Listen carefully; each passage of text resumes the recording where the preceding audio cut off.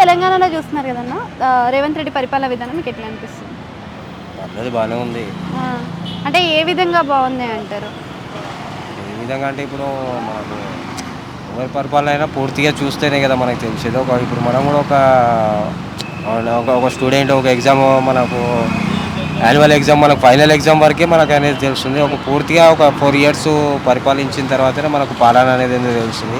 ఒక సంవత్సరమో 2 సంవత్సరాలు అంటే అక్కడ చేయడానికంటూ ఏమి ఉండదు కాబట్టి. అంటే ఇప్పుడు లోకల్ బాడీ ఎలక్షన్స్ కూడా వస్తున్నాయి కదా, లోకల్ బాడీ ఎలక్షన్స్లో పార్టీలు ఏమైనా చేంజ్ అయ్యే ఛాన్సెస్ ఉన్నాయంటారా? లైక్ బీజేపీ కానీ బీఆర్ఎస్ కానీ వచ్చే అవకాశం ఉందా లోకల్, లేదా కాంగ్రెస్ వస్తుందా? కాంగ్రెస్ వస్తుంది. కాంగ్రెస్ వస్తుంది. అంటే ఇప్పటి వరకు అందరికీ ఛాన్స్ ఇచ్చారు, బీజేపీకి ఛాన్స్ ఇచ్చే అవకాశం ఉందని ప్రజల్లో వినిపిస్తుంది, అది ఎంతవరకు నిజమంటారు? అంటే బీజేపీ అంటే ఒక మతానికి సంబంధించిన పార్టీ అనే కానీ కాంగ్రెస్ పార్టీ వల్ల ఏంటంటే అందరూ బాగుంటారని చెప్పేసి.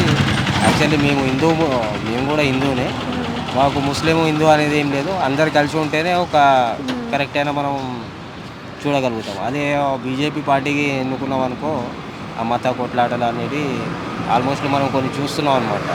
అంటే వాళ్ళ మతం ఏందో తెలియనివాడు కూడా వాడు వచ్చి నేను హిందూ అని చెప్పేసి మాట్లాడే అనేది మనం చాలామంది చూస్తున్నాం. అదే కాంగ్రెస్ పార్టీ ఉందనుకో అందరికీ ఈక్వల్ సరైన న్యాయం జరుగుతుంది. ఓకే.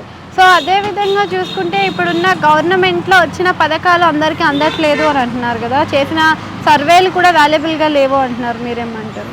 అదే చెప్తున్నాను కదా మేడం, ఇప్పుడు ఏ పాలనకైనా సరే మనకు 4 ఇయర్స్ టైం ఇస్తేనే తెలుస్తుంది మనకి ఎంతవరకు వచ్చాయి, ఎన్ని వరకు రాలేవు.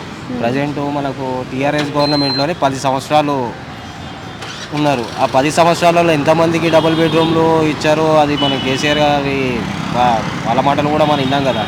అంటే ప్రతి ఇంట్లో వాళ్ళ ఫ్యామిలీ మొత్తానికి డబుల్ బెడ్రూమ్ ఉంటుంది. కావాలంటే ఇంకా పైన కూడా మీరు అది వేసుకోవచ్చు, ఇది వేసుకోవచ్చు. ఇంకోటి దళిత బంధు స్కీము, కొంతమంది పేషెంట్లకు వీళ్ళకు ఆరోగ్య సీఎం రిలీఫ్ ఫండ్ అని చెప్పేసి చాలామంది కూడా. అంటే కేసీఆర్ ఎలక్షన్ లాస్ట్ పేలో కొంతమంది కూడా అమౌంట్ చాలామందికి సీఎం రిలీఫ్ ఫండ్ చాలామందికి రాలేదు, అందులో నా ఫ్యామిలీ కూడా ఒకటి.